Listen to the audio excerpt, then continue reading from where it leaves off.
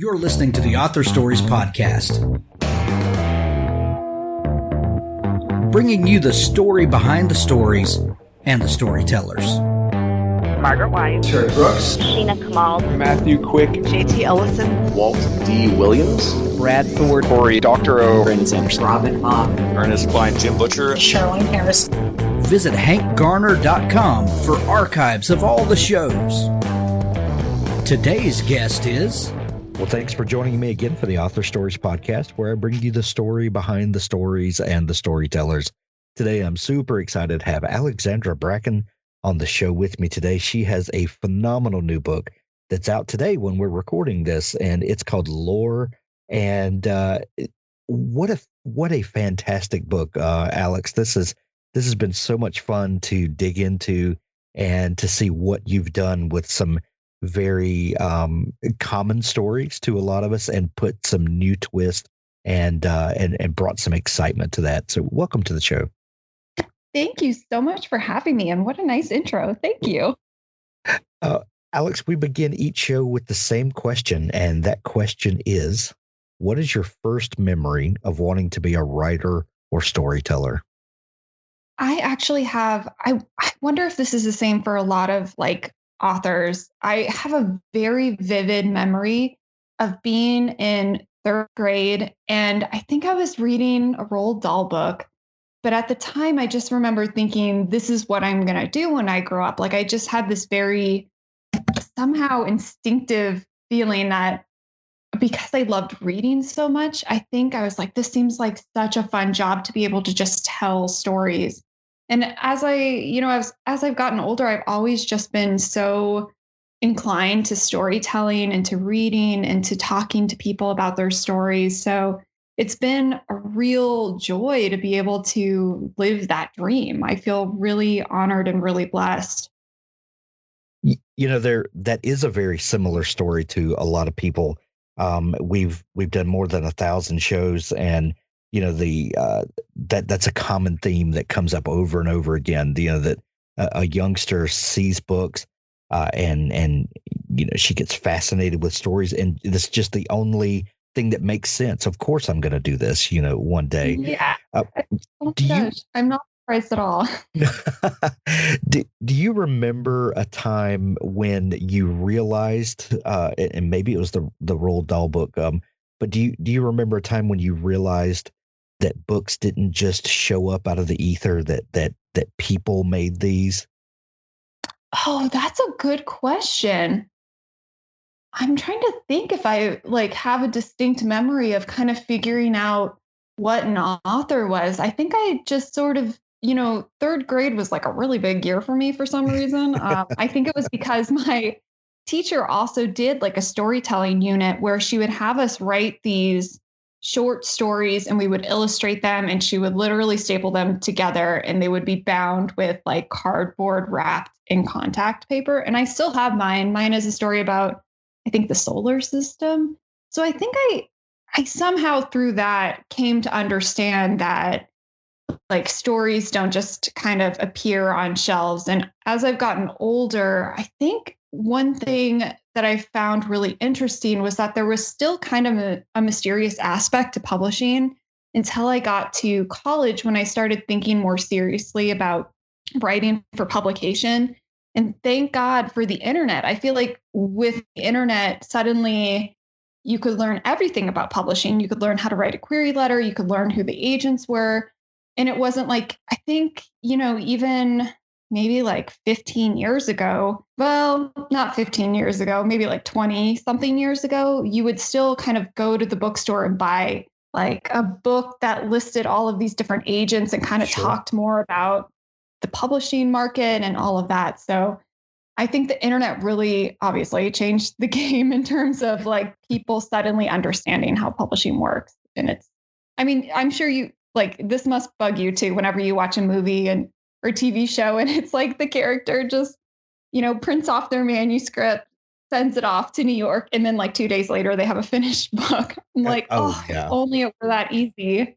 Right. Yeah. And there's so many aspects to the business that just get glossed over, or because for one, that having a book that you finish the manuscript and then it's published shortly after is it's comical, because it's a year-long process at least, for most people, sometimes longer than that, and so much goes into it.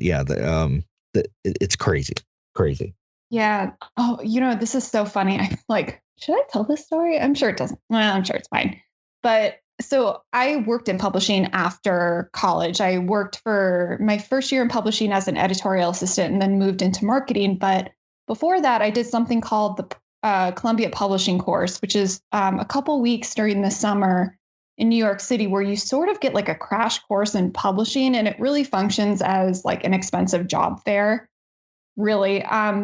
But one of the speakers in that program was Megan Tingley, who is the publisher of Hachette children's books. And I remember her telling us that even Stephanie Meyer, the author of Twilight, basically was shocked that she actually had to edit the book, because she totally came into publishing thinking that the book was, when she sent it in, it was good to go. And so I think that is pretty much changed at this point. I think people get that there's a lot of editing involved, and especially younger authors, or like young aspiring authors, I should say. They have so much more contact with authors through social media that they have a really good sense of how the process works. You have an interesting story from what I've seen in researching you. A lot of people get into publishing, and they go to work in publishing with the hopes that one day they'll get their manuscript published. It's a step along the way for a good many people. I've talked to several authors who got their start by working in publishing, and then kind of understanding the intricacies and how the machine works, and and where they could fit into that. You have an interesting history where you had a book published first, then went to work in publishing. Is that right? Yes. So let me tell you about my crisis in college. So basically, when I was a freshman in college, I decided that I wanted to participate in NaNoWriMo, which is National Novel Writing Month. If you guys, I'm sure everybody's listening is familiar with this, but so that was like my first challenge to myself, to write a wholly original novel that wasn't like fan fiction or wasn't just a couple short stories strung together. And so I just fell in love with the process of novel writing. And all throughout college, I was trying to write different stories and trying to seek publication. This was like not a particularly great idea, because college is already, busy and stressful enough in some ways. And so I ended up getting an agent on my 21st birthday, which is the weirdest, I think, most kismet part of the story. And then I sold my first book when I was a senior in college. And so after graduating, though, I had all along been thinking I would go to law school. And then, I kid you not, in the middle of taking the LSAT, I sort of sat back and was like, I don't want to be a lawyer. Like, I don't want to go into debt going to law school. I don't want to be negotiating with myself where, I would be a lawyer for X amount of years and then try to be published. Or, I think I just had parents who are very supportive, but also are from that generation who believe you kind of like make your money now, build your financial stability, and then you get to do what you love, like later in life or when you retire. And I think it's a very millennial thing to just be like, no, I'm going to try to do the thing I love, even if it doesn't quite work. And so luckily, I sold a book while I was in college, and I kind of proved to my parents that I could do this. But as many authors know, like, you oftentimes cannot live off of a book advance. And that was the case here, where it gave me some nice savings, but I was totally at a loss with what to do in terms of a day job. And for some reason, it had never occurred to me to work in publishing, even though I had done so much research into it, just seeking publication. So I went to the career center of my college and sat down with a counselor, and she was like, well, why don't you just try to work in publishing? And so that's sort of how I entered through the Columbia Publishing course, and then eventually got started in editorial, in a major children's book publisher, and then moved into marketing so I would have a little bit more time to write. at night. But it's true. There are a lot of authors who also work in publishing, or, they leave publishing after they're able to sell a book and all of that. And I know I'm such a chatterbox, but I'm like very grateful for that time I had in publishing, because it is really giving me a lot of knowledge about how, the industry works and how to really prioritize what matters when it comes to a book release. I think that's how I would put that. Yeah. But yeah, I'm very grateful for my time in publishing. Absolutely. And while we're kind of jumping around, and this is not normally how we do it, but you published a book, a Star Wars book, and looking into your background, you have a personal connection with Star Wars. Yes. What was it about your childhood that led you to Star Wars, and how did it feel getting to write and publish a book in that universe?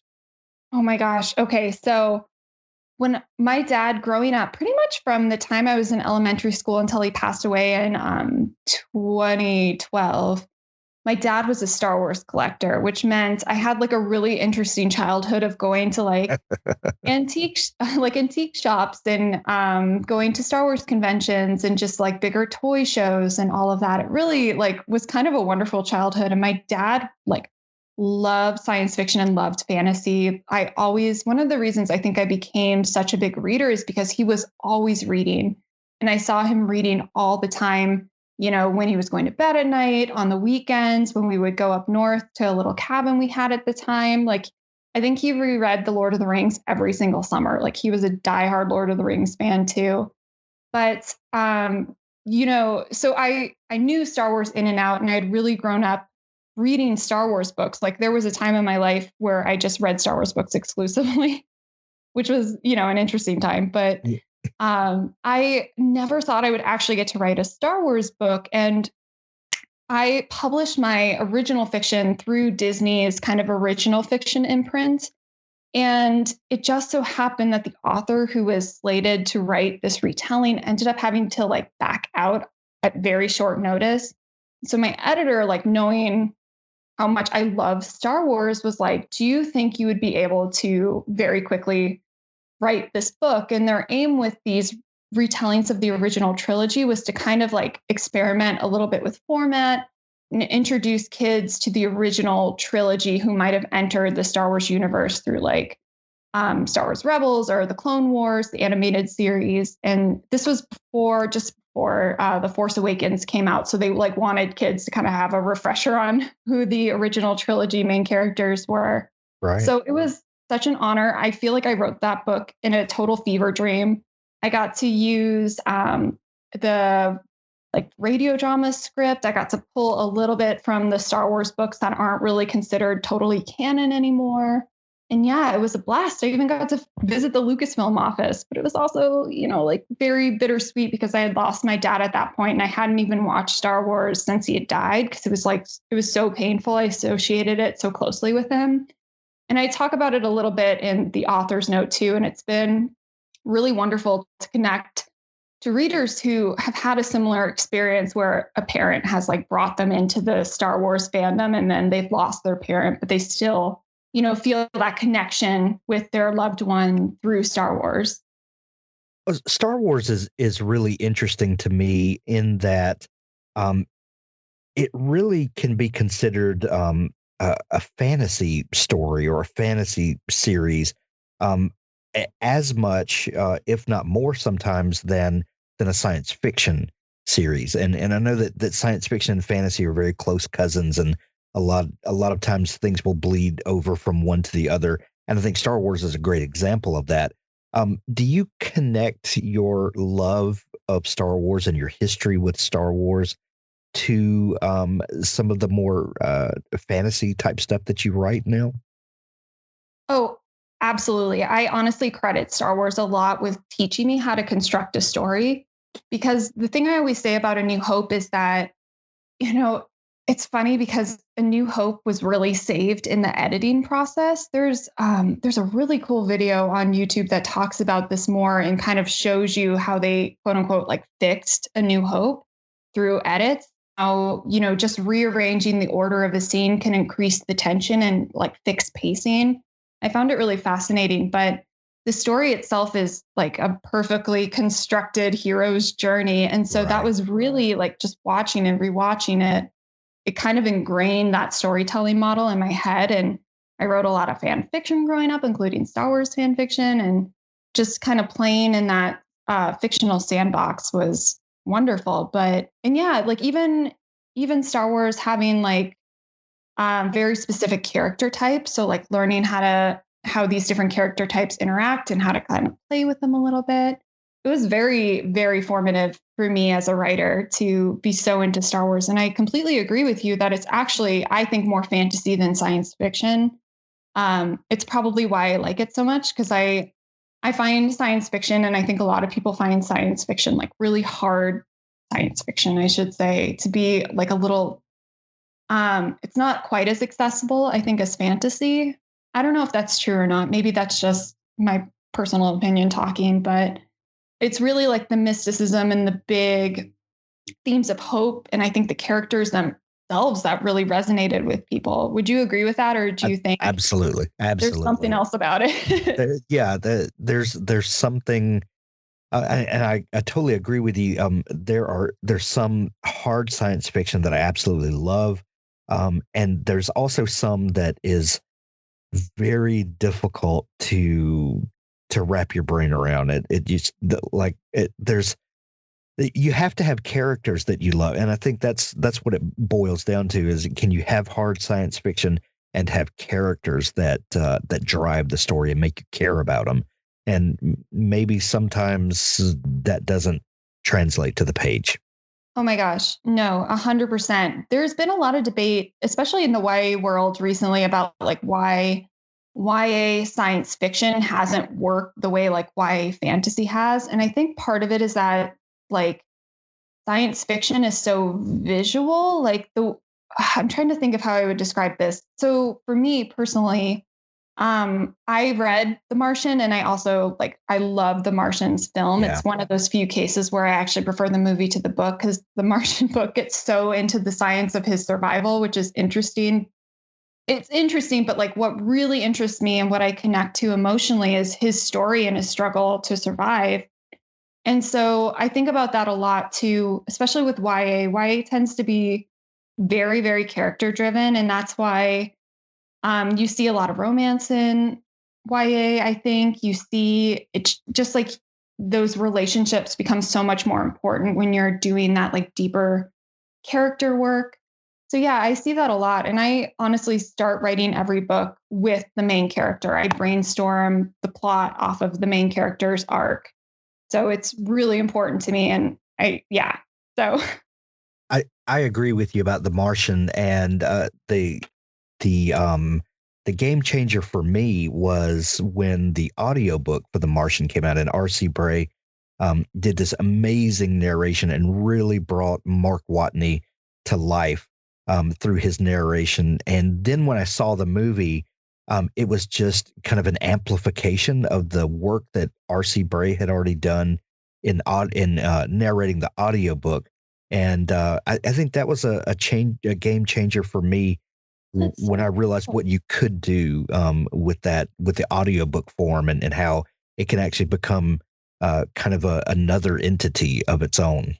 Yes, I've been thinking about this a lot too. And I know like Audible is doing a lot of audio, audio exclusive stories that a couple of my author friends have written for them.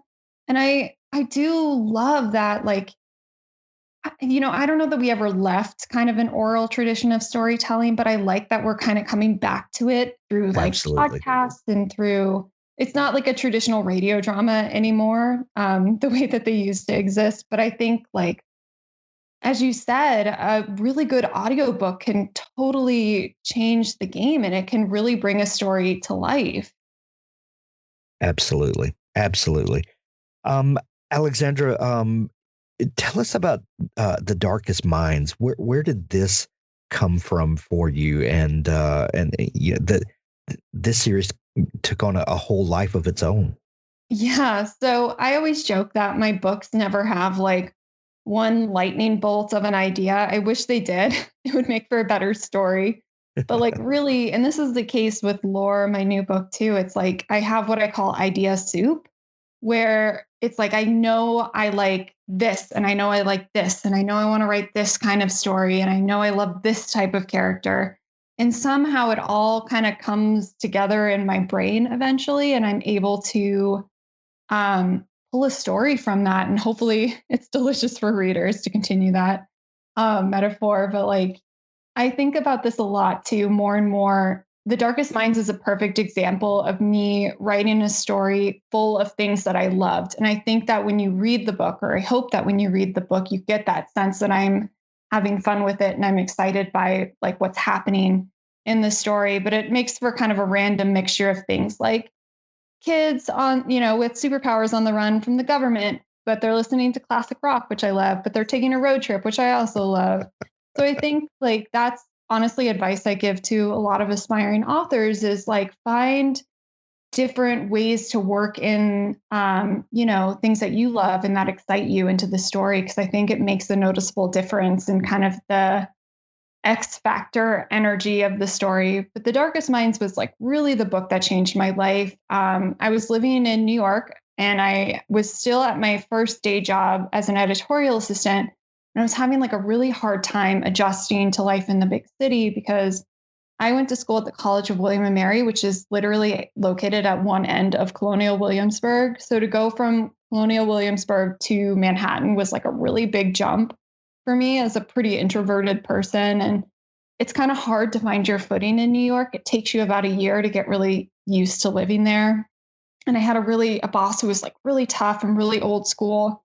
And so I used this story as kind of an escape for me, that I could come home from work or I could work on it on the weekends and just like disappear into the story with these characters. And it was, I never thought this would happen. It was optioned for film before it ever released. It was optioned in 2011 when a lot of YA and a lot of books were really being optioned and kind of like grabbed by studios. And I was told at the time by my agent, like, this is really great and you should celebrate and you should definitely take this money. But, this is very unlikely to happen. And then to my surprise, over the years, it just kept getting re-optioned. And then all of a sudden they were making the movie. So that was a very surreal experience for me. Hollywood is definitely very weird. I will say that. But it was fascinating. Absolutely. And I recommend everyone go grab this series. You're going to love it. And were there 4 books and a few novellas in that series? Yes. So there are 3 books in the main trilogy and like a book of novellas that are set kind of between those books. And then in 2018, I wrote kind of a standalone companion from a different character's point of view, but it's set like 5 years after the end of the trilogy. So it kind of helps wrap up that story a little bit more. But yeah, thank you. I'm so happy you like them. They're really, they're kind of like, they are dystopian. I would say that it's sort of like a modern day thriller dystopian with superpowers. Love it. Love it. You've also done some more traditional feeling fantasy, and now your new book Lore is out. Tell us, what was it that brought you to thinking about Greek mythology and re-envisioning the stories that have been told over and over and over again and ingrained into our culture and our lives in ways that we don't even realize. These stories have survived for millennia. What brought you back to these stories and got you to take a fresh look at them? So I was introduced to Greek mythology at a very young age by my mom, whose side of the family is Greek. And I think she felt like it was an easy way to kind of start talking about that heritage. I think she kind of forgot how dark and kind of twisted a lot of those stories are, but I love them. I was definitely that kid that liked dark, sad things. So I was like all in on Greek mythology, but like even at a very young age, I took issue with the treatment of women. There's a lot of sexual violence in Greek mythology. And then there's also women were like very harshly punished for daring to step out of, the boundaries of what they were allowed for, if they expressed ambition or they acted on anger or pride, like they were really punished. And that bothered me so much. And so when I was thinking about the kind of story I would want to write that used Greek mythology, I didn't necessarily want to write a straightforward retelling. I kind of wanted to bring that ancient world and those ancient stories into our modern world and see how those two cultures clash. So I landed on lore, which is definitely a more feminist take on Greek mythology. And it's centered on a character, Lore, who is really fierce. She lives in New York City. She's a part of this kind of cult-like society of hunters who are descended from ancient Greece's greatest heroes. And every 7 years, they participate in a week-long hunt where 9 of the Greek gods are basically cursed to be mortal for that week. And if one of the hunters can kill the god, they can take that god's power and immortality. But the catch is that they themselves become hunted during the next hunt 7 years later. And it's really a story about power and about, patriarchal societies and how damaging that they can be to both women and to young men, and really anyone who does not fit in that binary. So I had so much fun writing it. It's, action-packed, very twisty, a little bit of romance, all my favorite things. So there have been a few series over the years that have taken these ancient stories and brought them into current time and with current sensibilities and characters that we can relate to in the modern world. Was there any trepidation from you about tackling these stories and bringing them into a more modern setting and, maybe with more modern sensibilities? What were some of the pitfalls that you had to navigate? Oh, I really wanted to stay true to the original stories and find a way to kind of fit them into my world. So kind of reverse engineering that was sometimes a little difficult.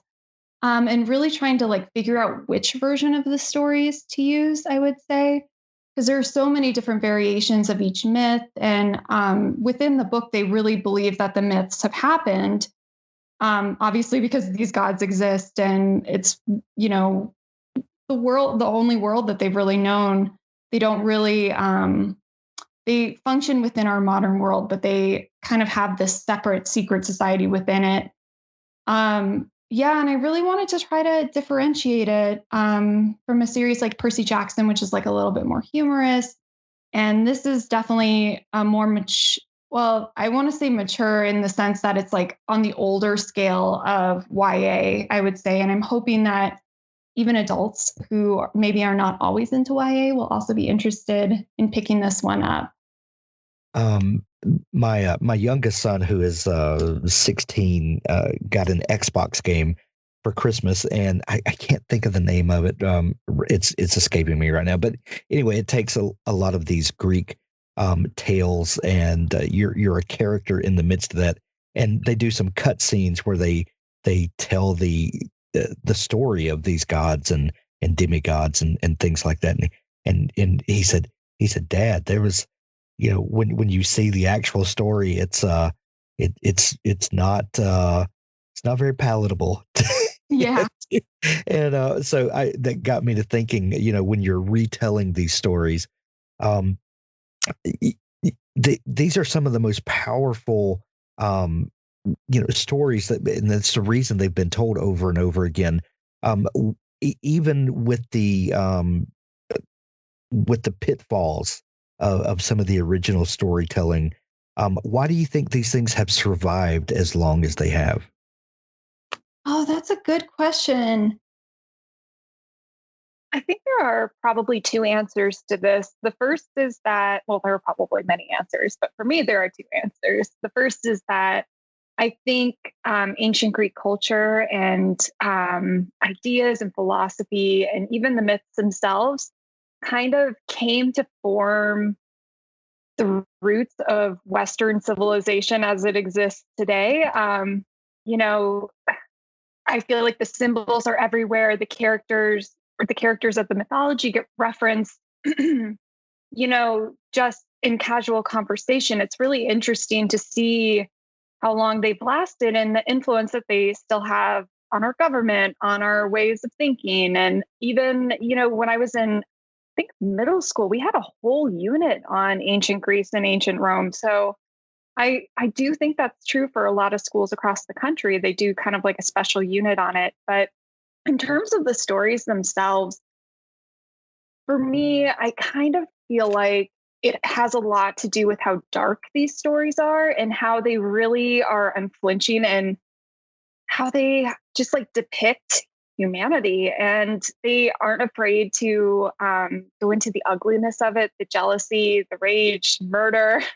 I mean, as Right. we were saying before, like some of these stories are just so twisted. And I do think, yeah, I really think that they are just like endlessly fascinating. And then there are different translations that come out. So they just sort of continue to bubble up again and again. But I do think one of the reasons why I wanted to use Greek mythology in this book is that I knew readers would most likely be aware of the very basics of Greek mythology. And that's different than, say, like Celtic mythology or Celtic folklore, where I don't think as many people across the world are as familiar with it.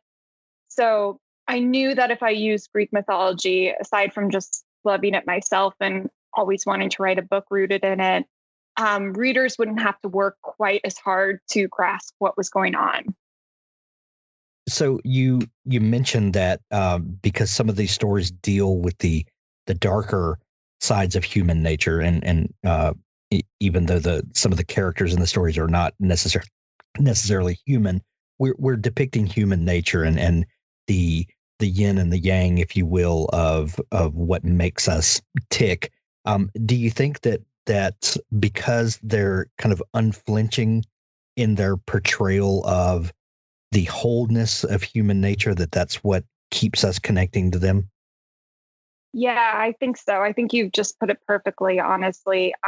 You really get both ends of the spectrum. You get these like moments of like joy and love, and yet also you have like parents feeding their children to the gods and, these horrible punishments. And I think the fact that the stories, unlike a lot of biblical stories, which are very black and white in their morality, I think the sort of like gray world that Greek mythology occupies is ultimately very appealing to us because we recognize that life itself is not, unfortunately, it's not as easy to say like a situation is black or white in terms of how we should judge it or how we should experience it. So I definitely think that kind of moral ambiguity, I think people are into also the gods sort of being these characters who are almost like heightened humans in a way where they experience a lot of sort of those like ugly human emotions like jealousy and anger and rage. And they are so petty. It's like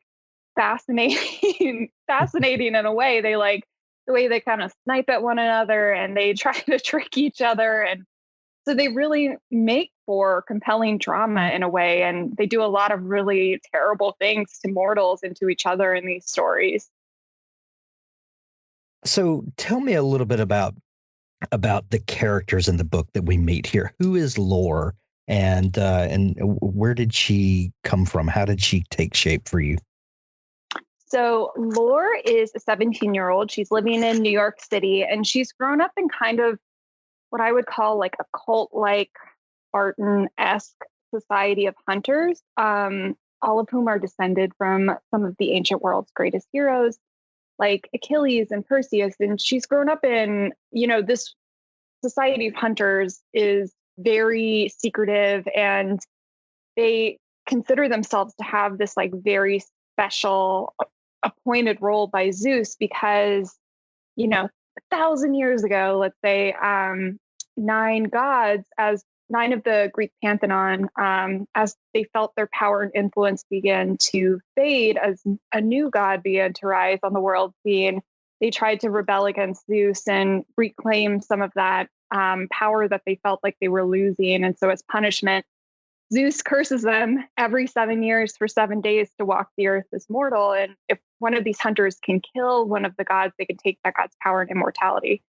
So this Society of Hunters is like very, they still observe a lot of ancient Greek traditions, and they still hold onto a lot of these ancient ideas that are not very compatible with our modern life. And so Lore, who is this like very fierce and very passionate young woman, has grown up in like a very restrictive patriarchal society. And she's had to escape because at the end of the last hunt that took place, her family was murdered. So she kind of wants nothing to do with it and kind of wants to escape the darkness and violence of this world. But unfortunately, the hunt is back in her city. It's back in New York this year, and she can't escape it because Athena, the goddess herself, shows up wounded on her doorstep and offers Lore the thing that Lore basically thought was impossible, which is vengeance for her murdered family. So the book is like, it embraces the darkness of the original mythology, but it also kind of confronts it, I would say, and addresses a lot of the issues that I've had with some of these stories since I was even a kid. You know, flipping through the pages of Delaire's book of Greek myths and loving the stories and loving the journeys and adventures and all of that. So Lore is a character that I just like, I don't know, I feel a little bit more connected to her than some of my earlier characters, if only because we went on the 2020 journey together and she was like my constant companion throughout the pandemic. And it took, because there were furloughs at my publisher last year, it took longer for the book to be edited and for the book to go through the production process. So it really, I got some extra quality time with her. But I had wanted to write a book that was set in New York City because I had lived there for about 6 years after graduating school, and I was feeling kind of homesick for New York. It's just this really incomparable place. And I love New Yorkers. I love people born and raised in the city and how independent the kids are in New York. Like they're almost too cool. I like kind of just like bow to them. They were like very cool, sophisticated kids and teens. So I wanted Lore to be a native New Yorker and to really love the city and have that come through in the book too. The book is targeted YA and young adult, which is I think has been a little bit of a misunderstood genre designation for some readers.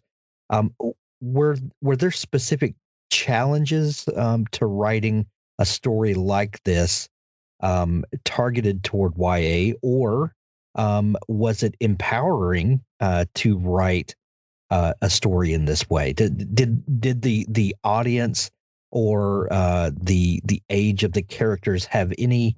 Did it dictate in any way the way the story went? Oh, that's such a good question. Yeah, unfortunately, you know, I think YA is kind of misunderstood as an age group in terms of book publishing.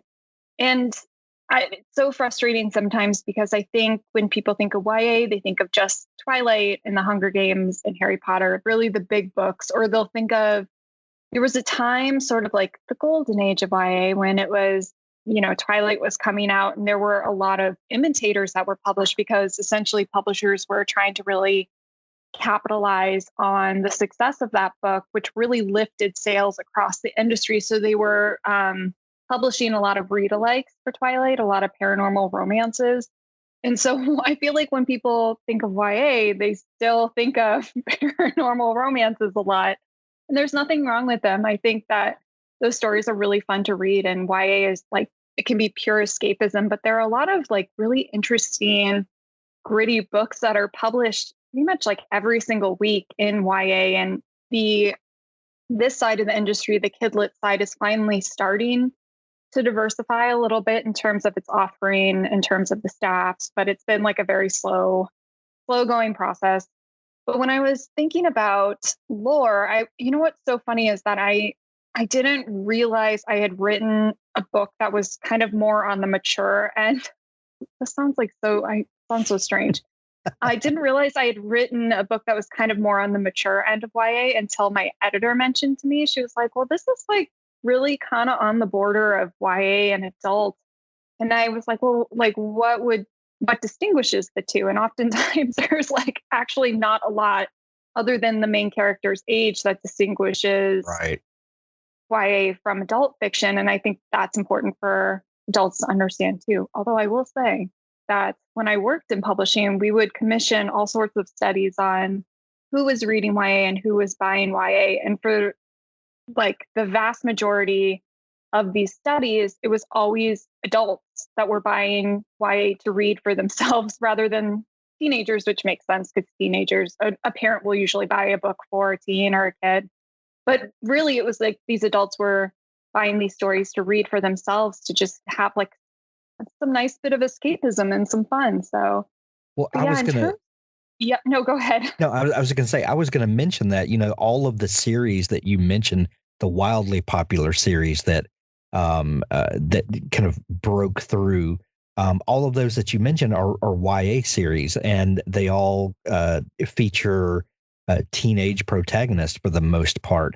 And yet the majority of the readers that I know are all adults. It's kind of this weird thing that these are designations that we in the publishing industry understand, or at least try to understand. But I think for the vast reading audience, they don't care what's YA and what's not. That means absolutely nothing to them. Yeah, I totally agree with you. And, this book deals with some more, I would say, I feel weird saying mature, but that's the best word I can think of for it. It deals with some more mature themes than some of my past work. And the violence depicted in the book was intentionally meant to feel very visceral and very immediate, because lore is, obviously when you are in the middle of a hunt and you're hunting gods, like to really sell the character of Lore, who is sort of like getting dragged back into this violent world and kind of remembering she's having to fight this pull of her upbringing. And which when I was thinking of Lore, I was really thinking of people who join cults and how that you don't realize you're joining a cult when you join a cult, and how it kind of sneaks up on you. And then you're all in because you've been essentially like mentally brainwashed and kind of like physically conditioned to be all in on these beliefs. And so she's like having to really fight full of that upbringing in the book. And the book addresses the sexual assaults that appear in the mythology. And really there's some death. There's some real viciousness in the book. I think it'll be okay for younger readers for sure if, they can handle it. That's the wonderful thing I think about YA books, is that if the readers in that age group, the actual teens, they can't handle it or they don't like it, they will put the book down. Like they don't necessarily need to be protected from more mature content that they're not ready for, because they have it in their ability to be able to put the book down, and they do it all the time. So it's so funny. I hope this book really works for adults too, and that they like it. But thinking about teens, Lore's story is still really, just her trying to figure out who she wants to be and like how she wants to exist in the world and navigate through it, what matters to her, which are really the universal themes of young adult literature. So it felt right to keep her in the YA world rather than try to push the book somehow into the adult world. Well, Lore is a very interesting twist on some very old stories and a modern twist on it.